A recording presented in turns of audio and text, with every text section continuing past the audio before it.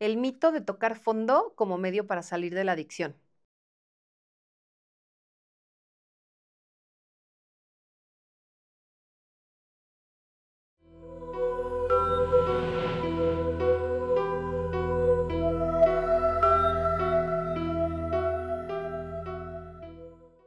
Hola, soy Valeria Armare de Corazón de Amatista y hoy te voy a platicar un poco de mis primeros fondos y es de este mito de que la gente cuando toca fondo es de ahí que pueden agarrar para salir de una adicción.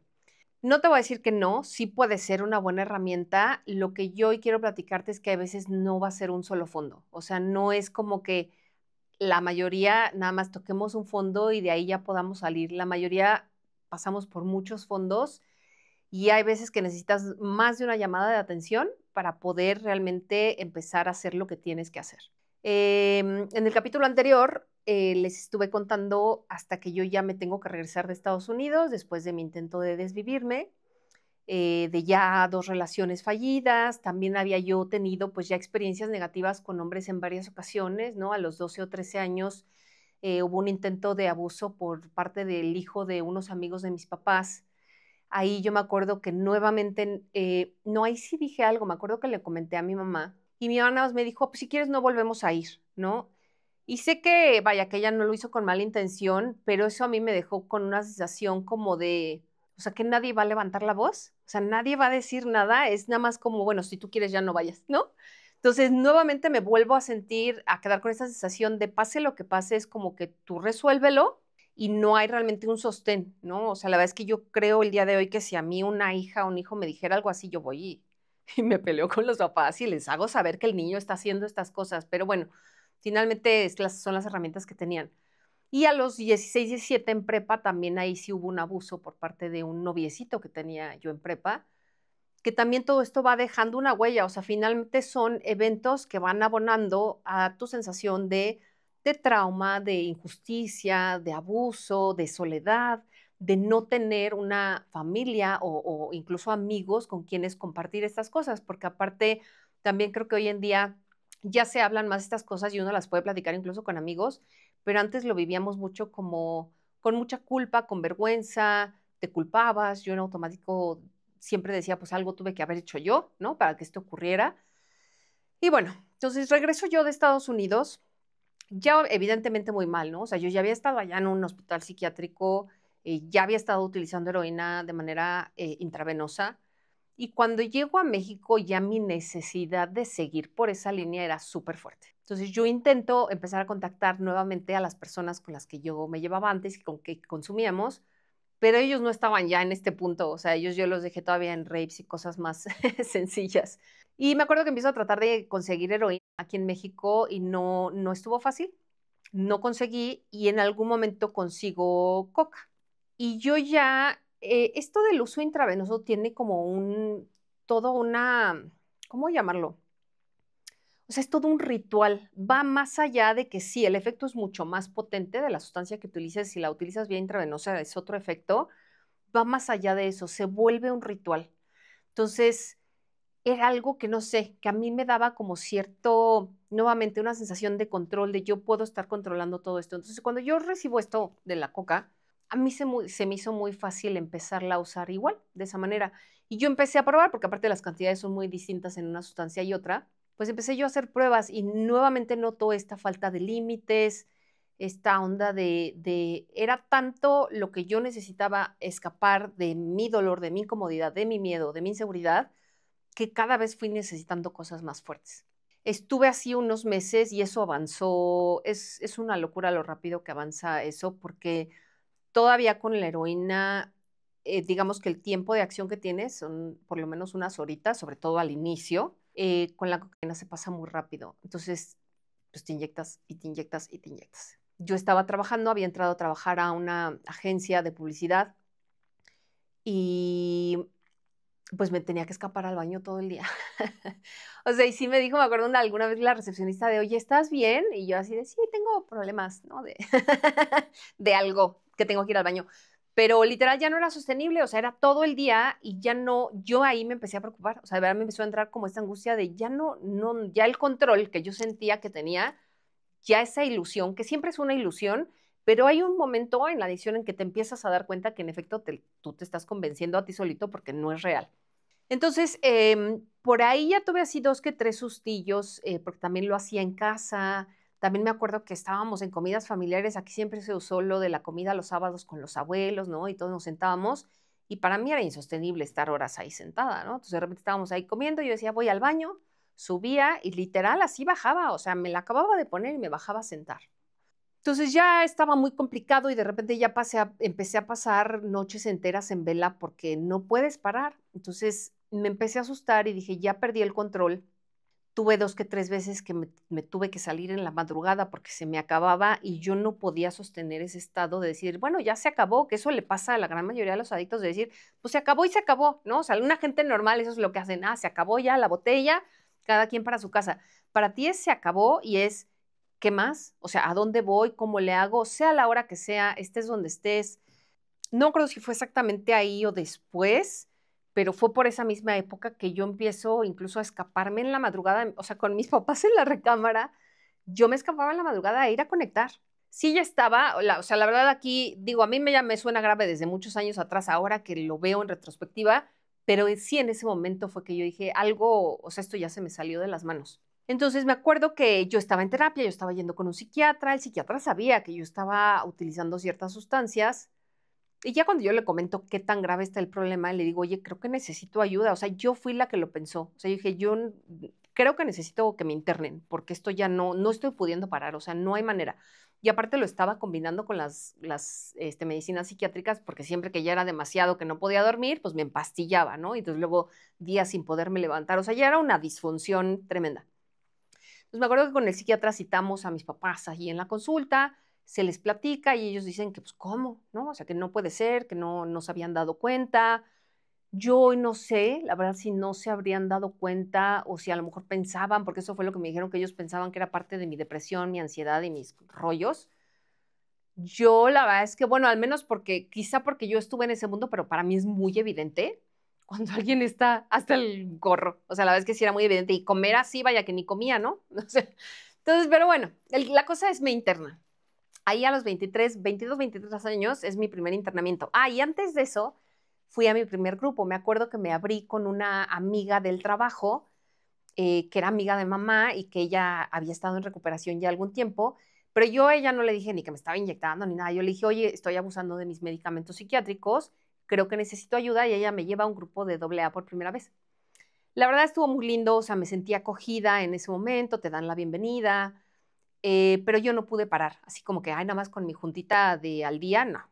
Entonces ya, me internan y ahí fue como un primer shock porque, pues, uno tiene más o menos, bueno, la mayoría de la gente no tiene ni idea, y de repente las ideas que tiene son las de las películas, ¿no? Que si 28 días y que si el internamiento así muy muy simpático. Y a mí me tocó literal una clínica psiquiátrica, y estábamos juntos, o sea, estábamos los de adicciones, y te tocaba, pues, con el chavo que se quedó en el viaje por alguna razón, había un chavo que traía ya una psicosis y que decía que él era el anticristo, había un chavo, por ejemplo, con un autismo severo que gritaba cada rato, y pues yo hasta ese entonces, la verdad es que dentro de todo, y aunque ya estaba haciendo mis desmadres, no había yo visto esa parte del mundo. Entonces sí me acuerdo que cuando me dejan ahí fue, bueno, primero me entró una depresión, obviamente yo pedí así de cuánto voy a tener que estar aquí y siempre te dicen tus 28 días, ¿no? Y esos 28 días nunca son 28 días, la verdad es que yo estuve en total en ese internamiento fue un año.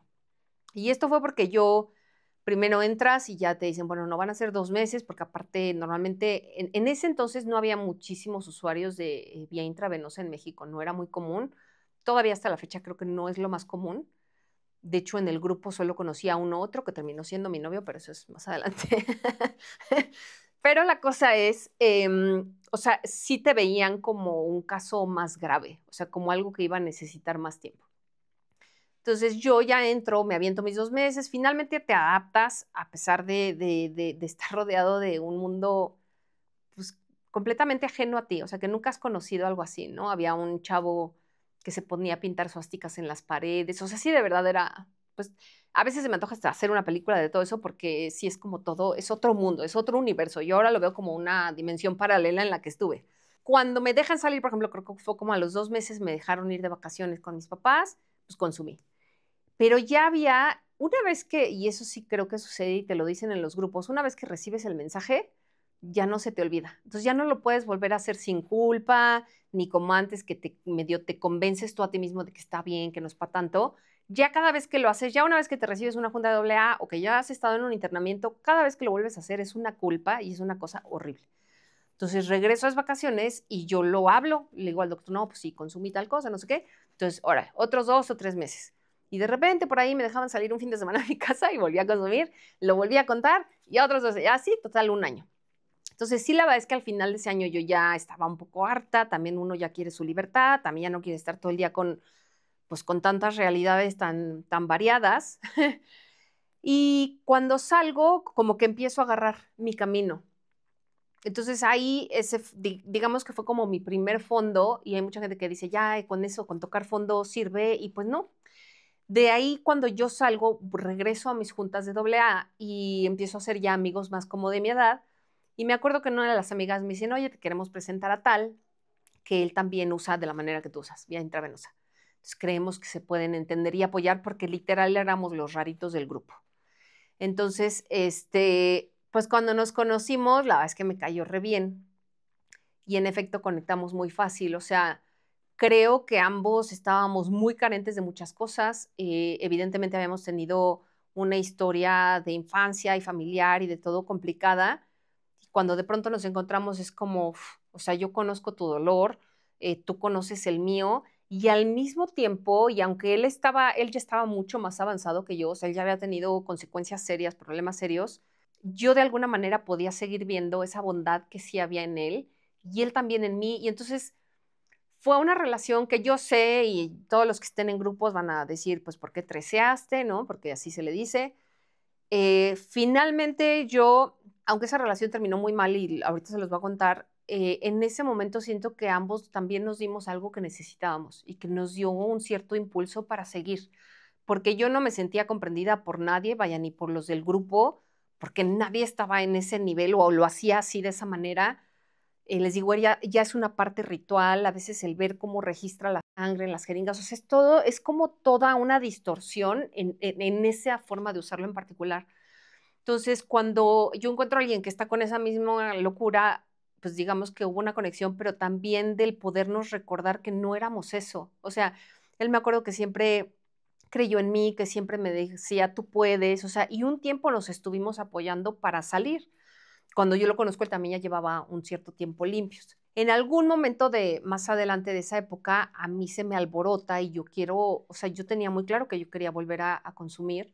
Y es ahí el conflicto, porque ahí es donde yo me doy cuenta que está uno intervenido en muchos niveles. O sea, yo ya he escuchado este término de papás, por ejemplo, que les toca ver a sus hijos en una adicción, que dicen es que mi hijo ya no era mi hijo, ¿no? O sea, su mente y su cuerpo estaban secuestrados por la sustancia y sí se siente un poco así, o sea, como que tú ya no tienes control ni poder. Pero además de eso, yo ahora estoy segura que también hay ahí seres y parásitos y todo alimentándose de esa obsesión, de esa compulsión, de esa desesperación.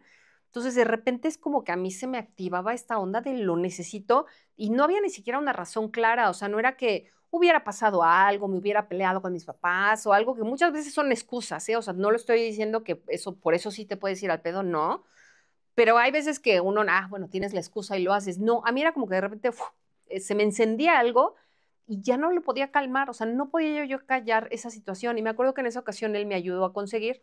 De entrada él dijo que él no iba a consumir, pero eso no. O sea, a los pocos días ya estábamos los dos perdidos. Y ahí avanzó muchísimo mi adicción. O sea, ahí con él, porque él ya venía como con un uso de muchas mayores cantidades, mucho más seguido, ya no parar. Digo, también él era un hombre muy grandote, fuertote, y entonces aguantaba cosas que yo no había manera, ¿no?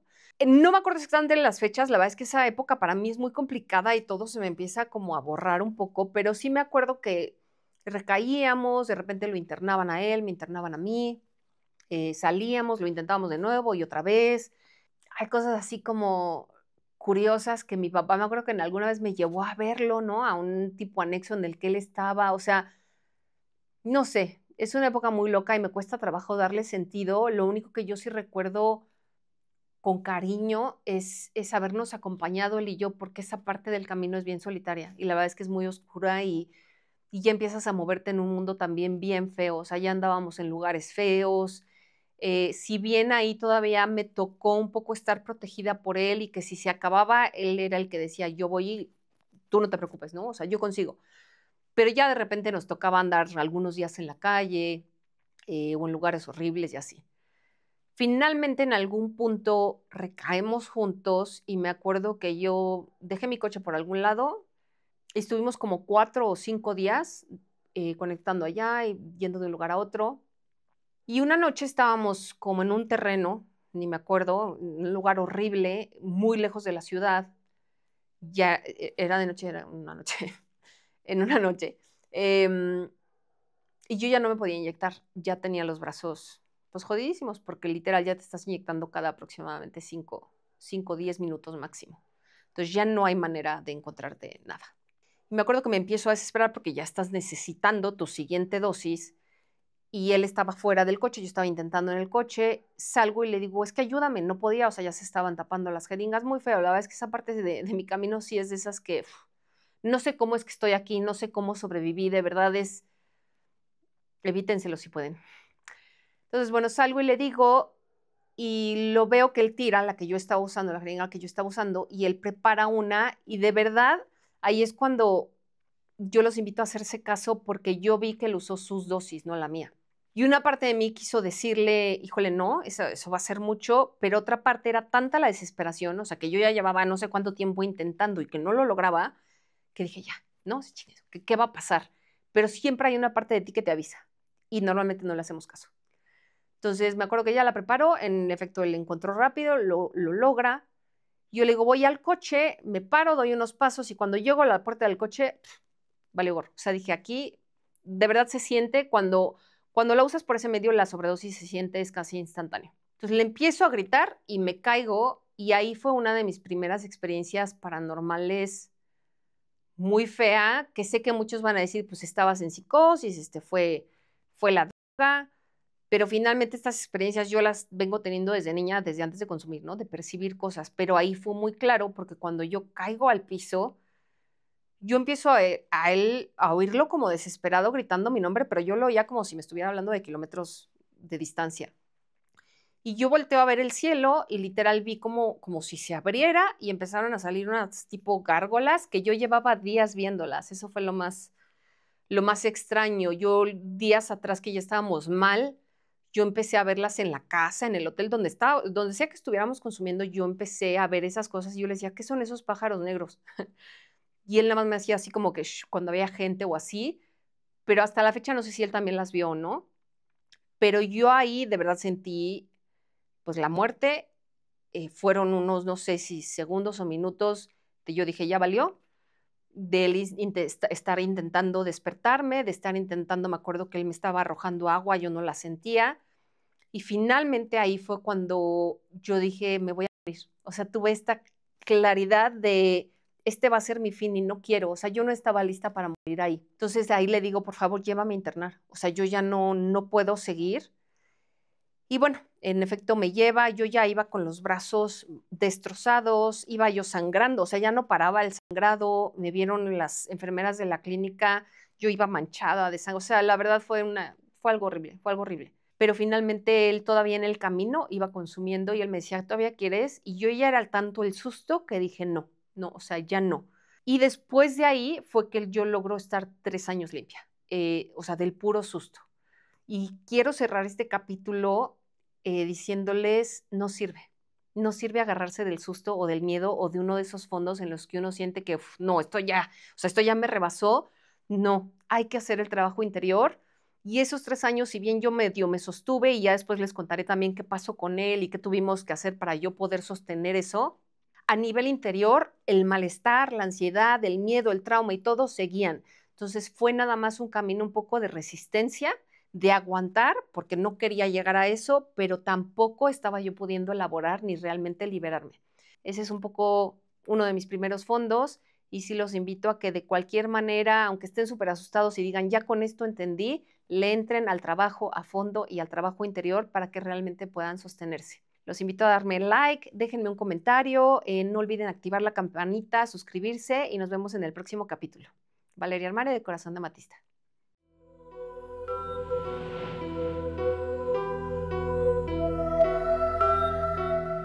Recupera tu poder.